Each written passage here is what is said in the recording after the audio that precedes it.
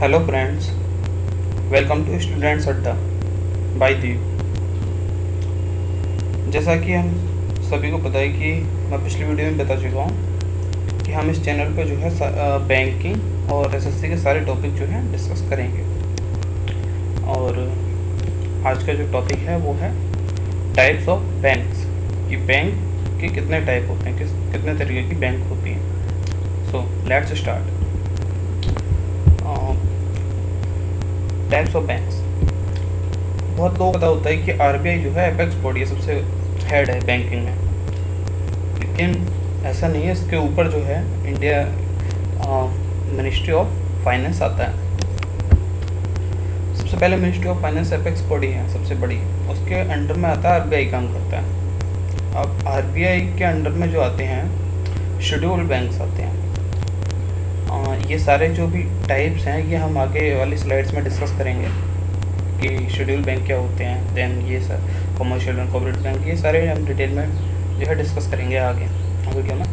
तो ये है शेड्यूल बैंक्स के भी दो टाइप होते हैं। फर्स्ट वन होता है कि कॉमर्शियल बैंक्स। कॉमर्शियल बैंक भी फर्दर डिवाइडेड है in 4 parts. First one is public sector banks, second one is private sector banks, and third foreign banks, and fourth is RBs, जिन्हें हम ग्रामीण बैंक भी बोलते हैं। और उसके बाद आते हैं हम दूसरे टाइप के शेड्यूल बैंक्स के, वो हैं कोऑपरेटिव बैंक्स। इसके भी दो टाइप होते हैं, एक अर्बन कोऑपरेटिव और एक स्टेट कोऑपरेटिव बैंक्स। इसके बाद आगे आते हैं कि शेड्यूल बैंक्स होते क्या हैं, कि what is the meaning of schedule banks.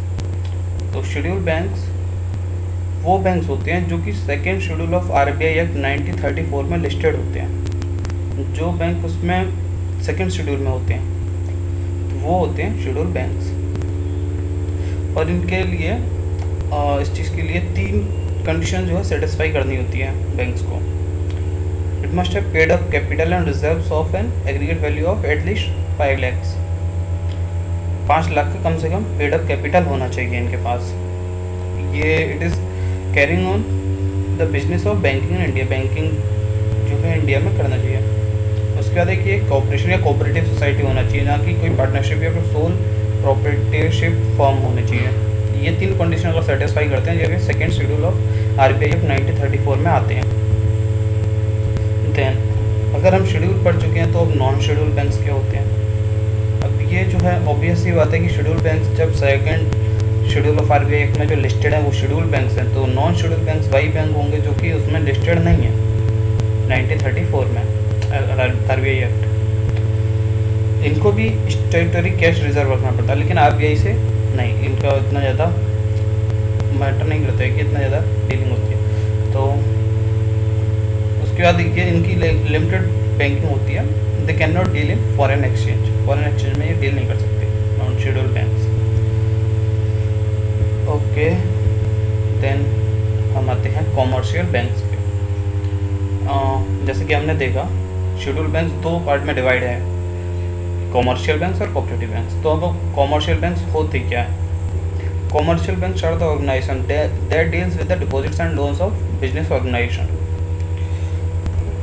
जो कि वो बैंक होते हैं जो कि डिपॉजिट और लोन ऑफ बिजनेस ऑर्गेनाइजेशन में। जनरली हम जो भी डेली बैंक्स हम यूज़ करते हैं, एक नॉर्मल इंसान जो यूज़ करता है, जैसे सपोज करिए पीएनबी है या कोई भी टाइप का, ये जनरली हम बैंक यूज़ करते हैं, ये सारे कॉमर्शियल बैंक्स होते हैं। सारे PSB stands for the public sector banks, and RRBs regional rural bank, जिन्हें ग्रामीण बैंक भी बोलते हैं, वो सारे कॉमर्शियल बैंक्स के अंडर में आते हैं।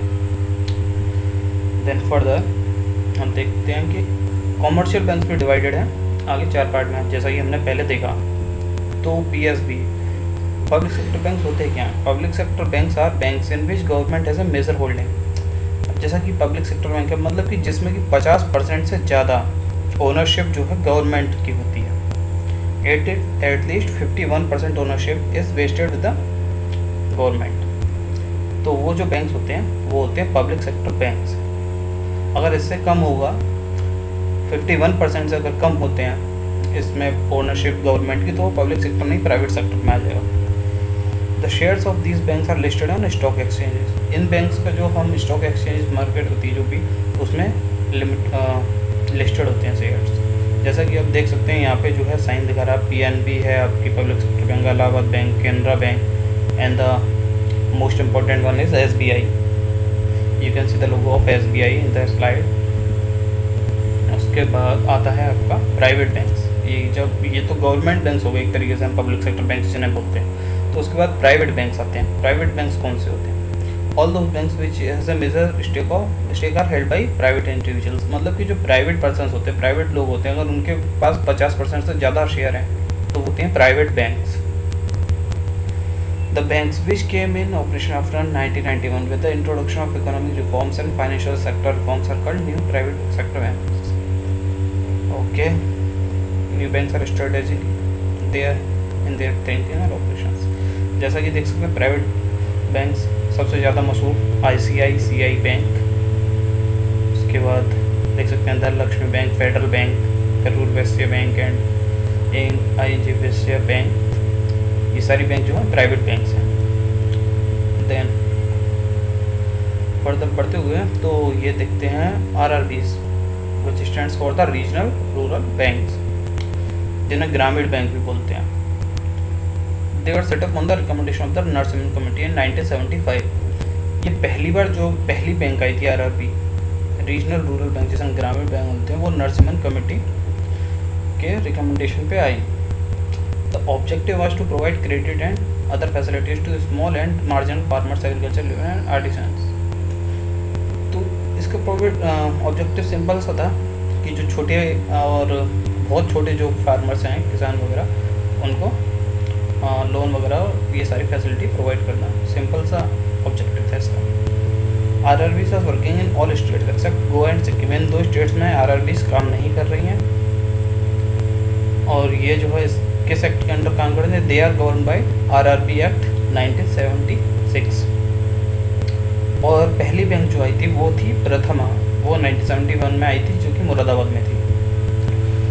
और इसकी अब शेयरिंग किस तरीके से होती है? वो इस तरीके से होती है कि 50% शेयर जो होता है वो कैपिटल का is provide by central government. Share holding जिसे हम बोल सकते हैं कि हाँ 50% जो होता है वो शेयर होल्डिंग सेंट्रल गवर्नमेंट की होती है, 15% by state government and 35% by sponsoring public sector bank. मतलब कि आरआरबीज एक्चुअली ऐसा होता है कि जो पीएसबीज होती हैं उनकी अब उनके अंडर में काम करते हैं। जैसे सपोज करिए कि पीएनबी के अंडर में है, उनके अंडर में काम करेगी। That's why you can see the last line which is showing 35% by sponsoring public sector banks. मतलब कि 35% उस बैंक का होगा, पब्लिक सेक्टर बैंक का, जो इसकी हेड बॉडी है। Okay, the area of RRB is limited to only a region comprising of some district of state. मतलब ज़्यादा बड़ा एरिया नहीं होता है, ये कुछ ही एरिया तक का लिमिटेड होती है इसका जो फंक्शनिंग एरिया होता है। These banks grant loan only to the rural agriculture sector and small artisans. The lending rates would be somewhat lower than the commercial banks. Commercial banks जो होती हैं उनसे कम होता है इनका जो लोन वगैरह दिया था उससे। These are intended to eliminate money lenders, जो बीच में पैसे देने लग जाते हैं, पैसे लोगों और ज़्यादा परसेंटेज लेते हैं, वो उन सबको हटाने के लिए सब जो है एस्टेब्लिश किए गए थे। These banks are to supplement the efforts of the cooperative banks। उसके बाद आता है हमारे पास फॉरेन बैंक्स। ये सारी तो हुई बात इंडियन बैंक्स की, जो इंडिया में अपनी बैंक्स हैं इंडिया की। फॉरेन बैंक्स अब ये होती हैं रजिस्टर्ड और incorporated in their home country not in India. मतलब किसी भी देश की हो सकती है, बाहर की, सपोज अमेरिका की, कनाडा की, किसी भी देश की हो सकती है। वहाँ पे उनका हेडक्वार्टर होगा, इंडिया में नहीं होगा। दे हैव देयर ऑफिस और ब्रांचेज इन इंडिया। उनकी ब्रांच होती है इंडिया में, जहाँ की हेडक्वार्टर जो उनका अपनी कंट्रीज में होगा। चाइना की होगी, जैसे कि अमेरिका का कोई भी बैंक है, इस तरीके से पाकिस्तान, किसी भी देश का हो सकता है, वो इंडिया में ब्रांच हो सकती है, लेकिन हेडक्वार्टर वहाँ होगा। They play an important role in shaping the attitude and policy of foreign government companies and their clients towards India. Okay, then ये तो हो गई आपकी सारी कॉमर्शियल बैंक्स की बात। देन आता है शेड्यूल बैंक्स का दूसरा पार्ट जो होता है वो होता है कोऑपरेटिव बैंक्स। कोऑपरेटिव जैसे कि नाम से ही समझ रहा, कोऑपरेटिव, ये जो 2 शब्द से बना कोऑपरेटिव, मतलब कि जो कोऑपरेट की जाए बैंक, मतलब काफ़ी लोग मिलकर चलाएं इसे। Cooperative banking is a small scale banking carried on no profit no loss basis for the mutual cooperation and help. मतलब कि ये no profit no loss basis पे चलाई जाती है कोऑपरेटिव बैंक्स जो है। Engaged in financial rural and agriculture development, ये फाइनेंशियल जो रूरल और एग्रीकल्चर डेवलपमेंट का विकास के लिए ही जो काम करते हैं। और ये किस एक्ट के अंडर काम करती हैं? ये काम करती हैं कोऑपरेटिव क्रेडिट सोसाइटीज़ एक्ट 1904। अब ये क्या गवर्नमेंट स्पॉन्सर करती है इनको, कोऑपरेटिव बैंक्स को। लिमिटेड बैंकिंग फंक्शंस जो है परफॉर्म करते हैं। Cooperative banks are financial intermediaries only because a significant amount of their borrowing is from RBI, NABARD, Central, State and Cooperative Apex institutions. Okay, then ये है cooperative banks वो banks होती हैं जो कि खुद के मेंबर को बिलोंग करती है। जैसे कि उसी टाइम पे जो मेंबर का पैसा लगा होता है उस बैंक में, वही ओनर भी होते हैं उस टाइम पे और वही लोग कस्टमर भी होते हैं उसके। सपोज करिए कि कोई बैंक है, उसमें किसी बंदे ने कोऑपरेटिव बैंक में 1 लाख का इन्वेस्टमेंट किया, तो वो जो 1 लाख के शेयर होल्डर भी होगा, उस बैंक का ओनर भी होगा साथ ही साथ, और उस बैंक का कस्टमर भी है। अब ये जो है बैंक जो होती हैं वो 2 तरीके की होती हैं cooperative banks. Cooperative banks are of 2 types, urban cooperative banks and state cooperative banks. अब ये अर्बन कोऑपरेटिव बैंक्स क्या होती है? ये गवर्न की जाती है स्टेट गवर्नमेंट के द्वारा, but the matters related to banking are govern by RBI directives. जो कि आता है जो मैटर भी बैंकिंग से रिलेटेड है वो सब RBI डायरेक्ट करता है, जो कि बैंकिंग रेगुलेशन एक्ट 1949 के अंडर में रेगुलेट किए जाते हैं। देन आती है बात स्टेट कोऑपरेटिव बैंक की। जैसा कि इनका नाम ही बता रहा है, these are the cooperative banks at the state level, मतलब कि ये स्टेट लेवल की कोऑपरेटिव बैंक्स होती है। ये आती है these come under second schedule of RBI act 1934 में आती है। ये होती है आपकी अर्बन कोऑपरेटिव बैंक्स। ये जो आप देख सकते हैं कि ये है Saraswat bank, Abhyudaya cooperative banks, ये सारी जो है कोऑपरेटिव बैंक्स हैं आपकी। तो ये इनका जो है कैरेक्टरिस्टिक्स जैसा कि मैं डिफाइन कर चुका हूँ ऑलरेडी। कस्टमर ओन एंटिटी होती है, डेमोक्रेटिक कंट्रोल, प्रॉफिट एलोकेशन। सो हम लोग टाइप्स ऑफ बैंक्स डिस्कस कर चुके हैं। आई होप कि सारा चीज़ क्लियर हो चुका होगा यहाँ पे कि कितनी तरह की बैंक होती हैं और किसके अंडर में आती हैं। अगर कोई भी किसी भी तरीके का क्वेश्चन है, you can contact me on my Gmail ID, that is kashyap.deep957@gmail.com। इस पर आप किसी भी तरीके का क्वेश्चन पूछ सकते हैं एंड कोशिश करूँगा मैं जितनी जल्दी से जल्दी रिवर्ट करने की। Okay, thank you.